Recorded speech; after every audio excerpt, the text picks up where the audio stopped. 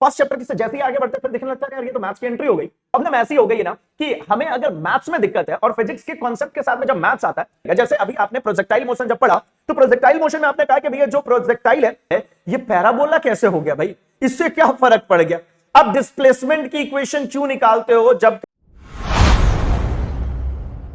Hello everyone, this is Sandeep Singh, welcome back once again in your favourite channel. आज हम कुछ बड़ी इंपॉर्टेंट से बड़ी इंटरेस्टिंग सी बातें करने वाले हैं, क्योंकि आज हम वो देखने वाले हैं जो रियलिटी में आपके साथ में क्लास 10 से क्लास 11 में सब्जेक्ट चूज करते समय हुई है।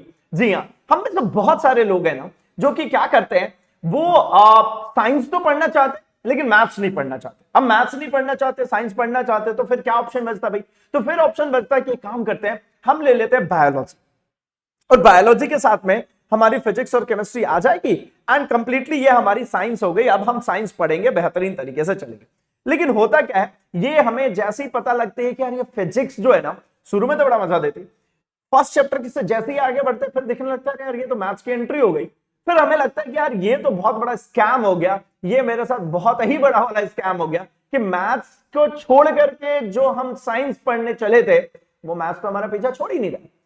तो एग्जैक्टली मैं आपको बता दूं तो भैया maths is the language of science. तो भैया मैथ्स ने आपका पीछा नहीं छोड़ना, आप पीछा छुड़ा करके भग रहे थे इसलिए वो दोबारा आ गया भैया आपके जीवन में। मतलब मैथ्स आपका कभी पीछा नहीं छोड़ने वाला अगर आप साइंस के स्टूडेंट हैं। तो रीजन क्या है ना, मैथ्स पढ़ना ही क्यों है भाई, क्या जरूरत पड़ जाती है हमें यहाँ पर मैथमेटिक्स की? तो सी, मैथमेटिक्स एक सब्जेक्ट नहीं है, मैथमेटिक्स एक तरीके का ब्रेन एक्सरसाइज है। मैथमेटिक्स आपको स्ट्रीमलाइन बनाता है, मैथमेटिक्स आपको सिस्टमैटिक बनाता है। मैं तो कहता हूं कि मैथमेटिक्स आपको ना एक डिसिप्लिन सिखाता है कि आपको प्रॉपर चलना है, जो जिस तरीके से जो रूल्स हैं उसी सेट ऑफ रूल्स के जरिए बढ़ने हैं, जो फॉर्मुलेशन है उसी के जरिए बढ़ने हैं। मतलब हमारी मर्जी से वहां पर कुछ नहीं होने वाला, जो कुछ भी है वो जिस प्रोसेस से होना है उसी प्रोसेस से होना है। अब मॉडिफिकेशन चाहिए तो आप मॉडिफिकेशन करने के लिए बिल्कुल फ्री हो, लेकिन एक डिसिप्लिन वे, जिसको हम कहते हैं कि भाई अलग अलग मेथड से हम कैलकुलेशंस निकाल लेते हैं, है ना। तो वो क्या करते हैं भाई, मेथड चेंज कर रहे हो लेकिन डिसिप्लिन नहीं भूलो, राइट। तो कुल मिलाकर के बात इतनी सी है कि भाई ये मैथ्स जो हमको तकलीफ दे रही है हमारे फिजिक्स में आकर के, तो फिर क्या दिक्कत क्या हो रही है इसकी वजह से? क्या मुझे फिजिक्स नहीं समझ में आ रहा है, या फिर वो फिजिक्स के अंदर जो मैथ्स आ रही है वो नहीं समझ में आ रहा है? तो एग्जैक्टली प्रॉब्लम ऐसी हो गई है ना कि हमें अगर मैथ्स में दिक्कत है और फिजिक्स के कॉन्सेप्ट के साथ में जब मैथ्स आता है तो होता ऐसा है कि हमें कहीं ना कहीं मैथ्स दिक्कत कर रही होती है और फिजिक्स के कॉन्सेप्ट को भी समझना। मतलब दो दो चीजें आ गई एक साथ, मैथ्स का कैलकुलेशन पोर्शन भी आ गया और फिजिक्स के कॉन्सेप्ट भी आ गए। तो एक साथ जब ये दो चीजें आती है तो बड़ी प्रॉब्लम करती है। तो इसके लिए सॉल्यूशन क्या है भाई? तो इसके लिए सॉल्यूशन ये है कि अगर मैंने मैथ्स वाले पोर्शन को पहले ही निपटारा कर लिया होगा तो फिर हमें ये जो फिजिक्स के कॉन्सेप्ट ही सीखने होंगे, मैथ्स तो हमारे साथ में चल रही होगी। तो करें क्या इसके लिए? समस्या तो है, ये आ तो रही है। हमने यूनिट्स एंड मेजरमेंट जब पढ़ा तो बड़ा मजा आया, हमने उसके ऊपर यूनिट टेस्ट दिया, अच्छे नंबर आए।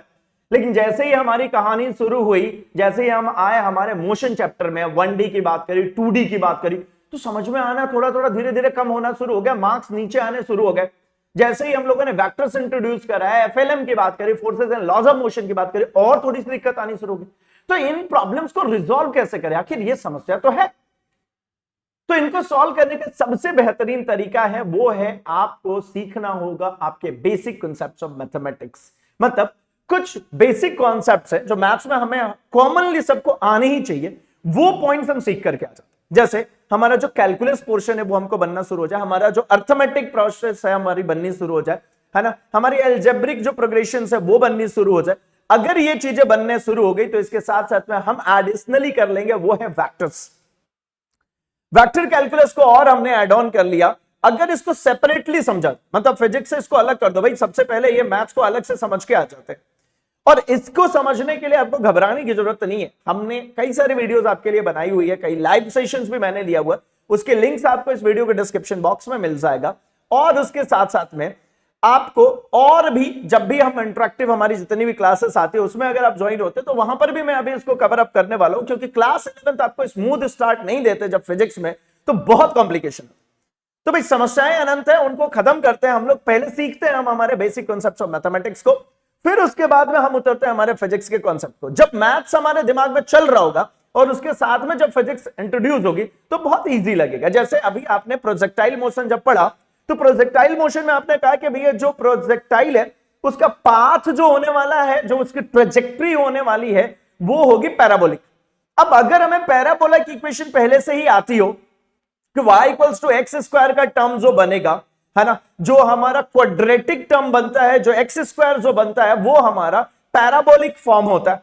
अगर ये बात हमें तय होगी तो जब हमारे पास में फाइनल रिजल्टेंट आता है कि y equals to ax minus bx square, यही आपने रिजल्टेंट आपने निकाला होता है जब पैराबोलिक प्रूफ कर रहे होते हो, तो वहां पर ये समझना आसान हो जाएगा, क्योंकि आपको एक्स स्क्वायर दिखा, तुरंत आपके दिमाग ने क्लिक किया कि भैया ये जो चल रहा है ना, ये पैराबोला को रिप्रेजेंट कर।